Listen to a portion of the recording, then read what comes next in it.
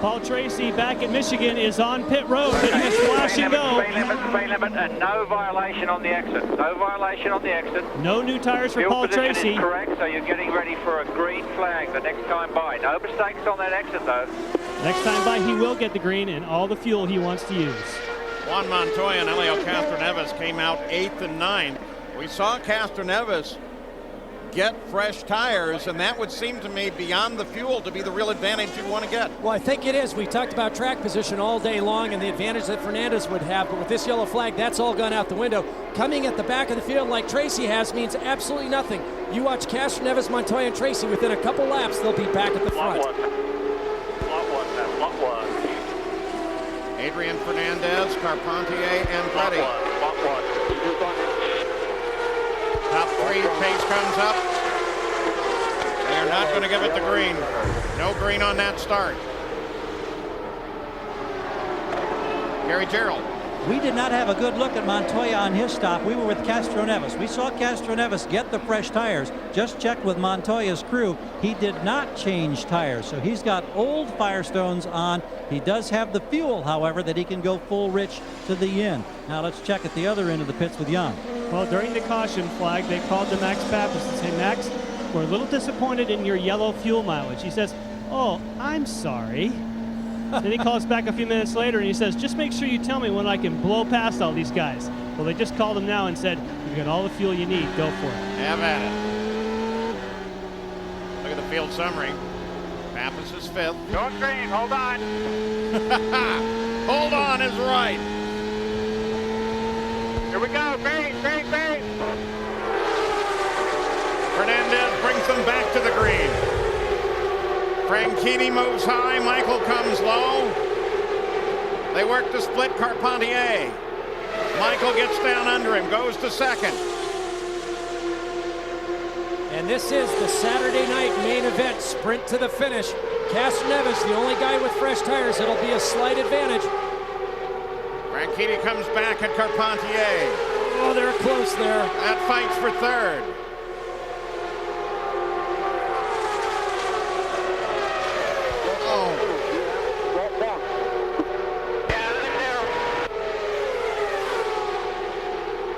Any courtesy that the drivers have been extending to one another during the course of this race is about to evaporate. You used to be my friend. Michael Andretti takes the lead away from Fernandez.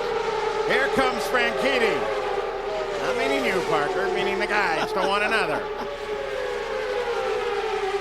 Max Pappas now begins to work on Carpentier for 4th.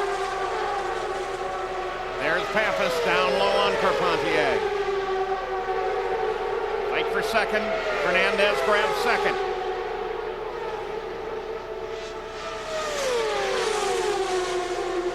Oh, look how close they are up on the exit there. That's exactly what I was talking about. Adrian left him a car width and a couple inches out to the wall. Dario tucked in back behind. While we watch this at the front, Montoya is going just as fast as he can. He's up to 7th now. And you can see him there. Overtake anytime you want. Castroneves up to 6th. You can see him right there at the back. Barry Green telling Paul Tracy to use the overtake button. That puts it at full rich, full advance on the timing. Montoya, There goes Montoya. And here he comes.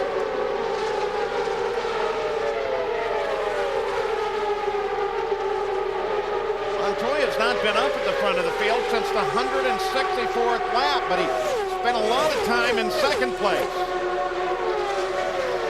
Andretti stretches the lead to 0.8 of a second. Montoya goes alongside Franchitti.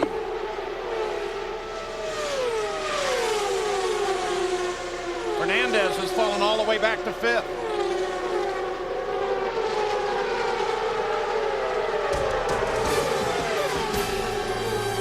They're going to the closing laps now. Andretti, Montoya, Franchitti. It's going to be a fight to the finish. Since we've been away, Juan Montoya has moved up to do battle with Michael Andretti, and they have been seesawing back and forth in a battle for the lead. Andretti has just taken the lead back from Montoya. At the same time, Dario Franchitti and Max Pappas are battling for third. But on the last couple of laps, Pappas is showing a little smoke or a little vapor, something at the back of the car. Here comes Montoya once again for the lead.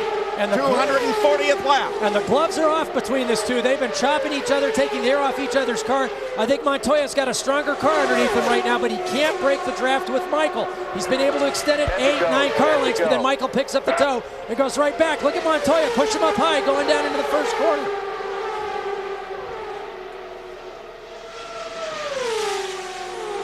Montoya low, Michael high. Concerned about spray off the back of Mauricio Guzman's car. They've given him the black flag. He was running ninth. There.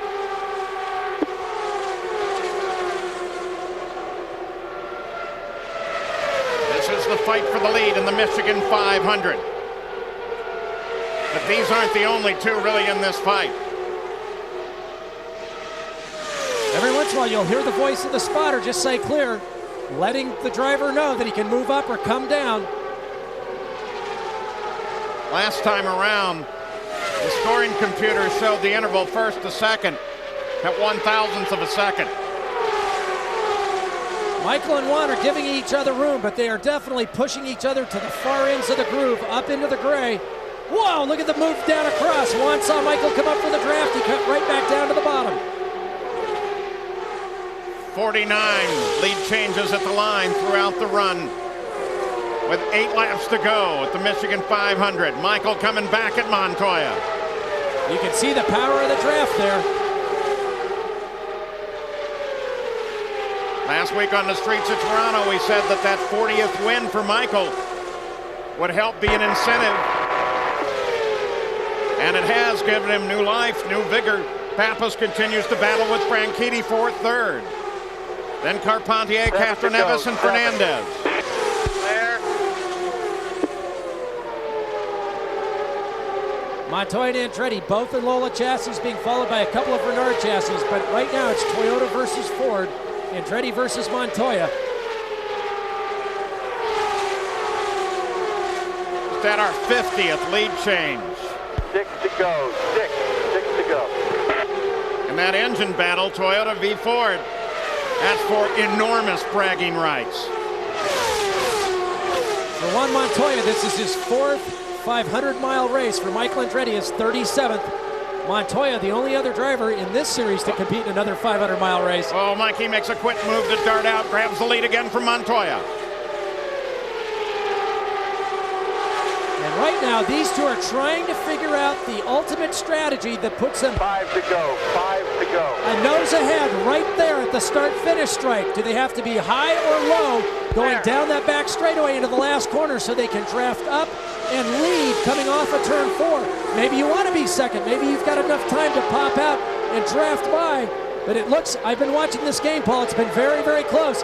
The following driver going into turn 3 can get up side by side, but can't get a definite advantage by the time they get to the start-finish stripe. If start-finish was down another 50 to 100 yards, it would work.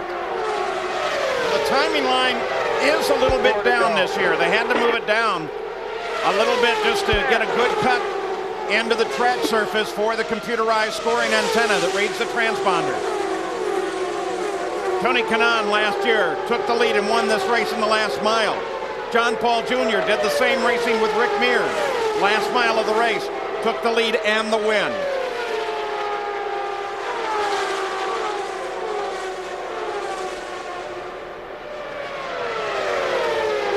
You can see that time what Montoya did is he blocked off the inside going into turn 3. Whoa, left Michael the high side.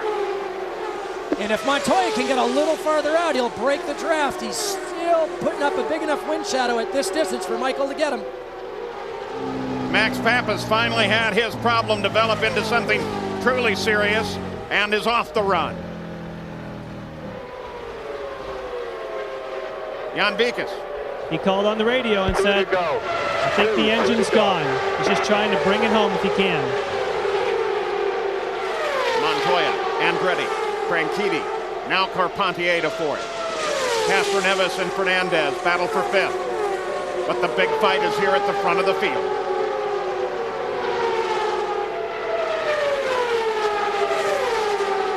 Will it play out this way? Will you be able to draft on that last lap down the backside? Let's see if Montoya can come back before the start-finish stripe. Okay, it doesn't look like it. Last lap, 1 to go. Michael wanted the lead with 1 lap to go. I'm surprised at that. But Juan takes it back. Montoya down inside. Montoya takes the lead of the race.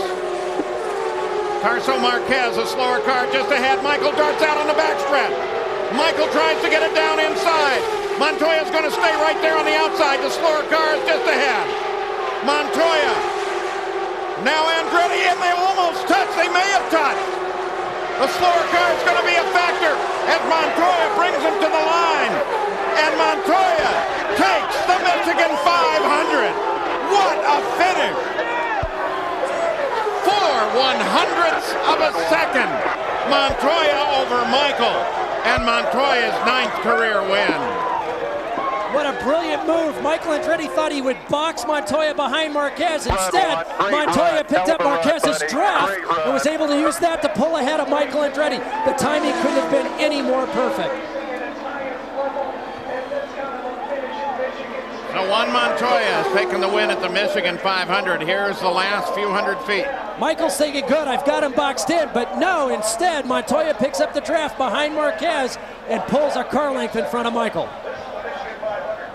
Once again, an unbelievable finish to the Michigan 500. We promised you some driving, and there has been today, but Montoya has proven to be the best among all the drivers at the Michigan 500. We'll be back.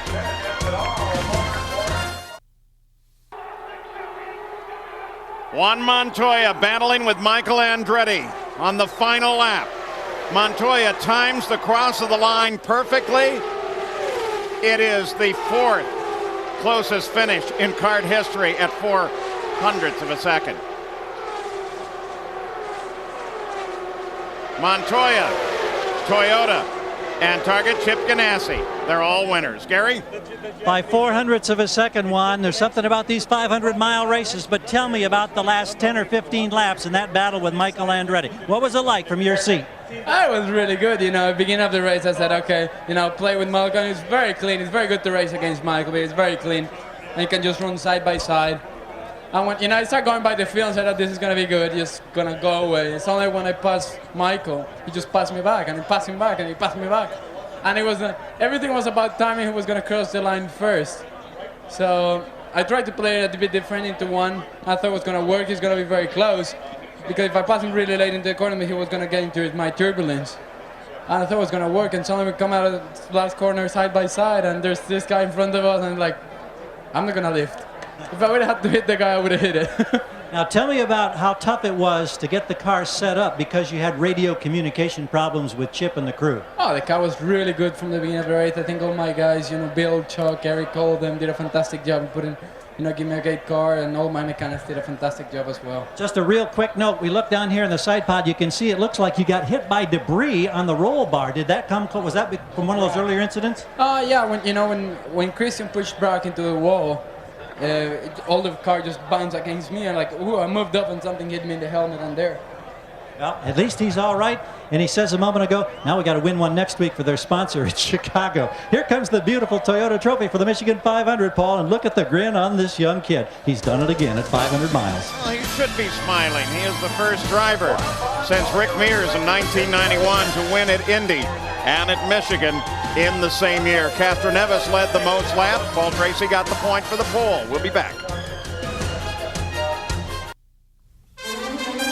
The Michigan 500 on ABC Sports, brought to you by FedEx, proud sponsor of the FedEx Championship Series, and Ford F-Series. The best-selling trucks are built Ford tough. Back at Michigan Speedway, where Michael Andretti, you came so close to that victory. Did the slower car of Tarso Marques make a difference? Well, he could have either helped me win or helped Juan, and he helped Juan. I started to catch his draft coming off the corner, and then he decided to go high instead of low. He started to go low. I thought, yeah, and then he went high, and then he just allowed Juan to get a suction up behind him, and that was the difference. It was a shame because we had a perfect race. We did everything we wanted to do, laid back, held back, and saved fuel and the whole bit, and had what we needed to fight in the end, and then we lost it there. We had great pit stops. The whole Kmart Texaco team did great pit stops, and then the Ford engine was perfect as well the whole race. So, it just came down to the end. We almost beat it. And guys, he also said to some of his crew, he thinks maybe Juan trimmed his car out just a little bit more. Well, there is some good news for Michael Andretti because he does take a 14-point lead over Roberto Moreno in the points fight here just past the midway point. We'll be back after these messages and a word from our ABC stations. For 250 laps, 500 miles at Michigan, Juan Montoya averaged 177.6 miles an hour to drive to a finish just 0.04 of a second ahead of Michael Andretti, the third closest finish in kart history. Dario Franchitti was sitting back in third place to watch all of that. Here's Gary Gerould. Dario, as you battled for your own spot, third place and a spot on the podium, did you think that those two guys in front of you, Andretti and Montoya, were going to end up in the wall? It was pretty close, but no, they knew what they were doing. They were close, but I was actually behind them in Japan when they crashed last year in testing, but they didn't look like they were going to have an accident today. It was very close, though. And one other quick thought about other close calls in debris. A lot of guys got hit by it. How about you today? I actually hit it a couple of times because it was right in front of me. You'd come out of a corner and there would be stuff all over the track. So we were lucky. We cut 3 tires, but we came into the pit right at the right time. So it was an interesting day out there. Very exciting racing and a lot of fun. Well, in the 20th running of the Michigan 500, 151 unofficial lead changes, 53 today, and look at us there in the closest finishes. We'll be right back. FedEx Championship Series a week from today. The Target Grand Prix of Chicago will have coverage right here on ABC Sports. Let's go down to Gary Gerould. With Helio Castroneves, that last stop, you got the fuel, you got the tires. Are you disappointed you weren't able to get up and challenge the leaders? Yeah, I was. Unfortunately, when I have like 3 guys on the front, one of them was taking my line, and I was very upset because I couldn't get closer because of the understeer, the amount of understeer. It was unfortunately, but I have to take the 5th place. All right, we'll see you next week. Thanks. Helio Castroneves finishes in 5th place. Parker Johnstone, you haven't sat down all day. What a tremendous run. Great battle with Montoya, Andretti, and the rest. Toyota's first 500-mile run. Dario Franchitti goes from a Formula One car to the high banks of Michigan in just 1 week. So congratulations to Juan Montoya and Target Chip Ganassi as our Toyota Spotlight takes you back throughout the run here at the Michigan 500 today.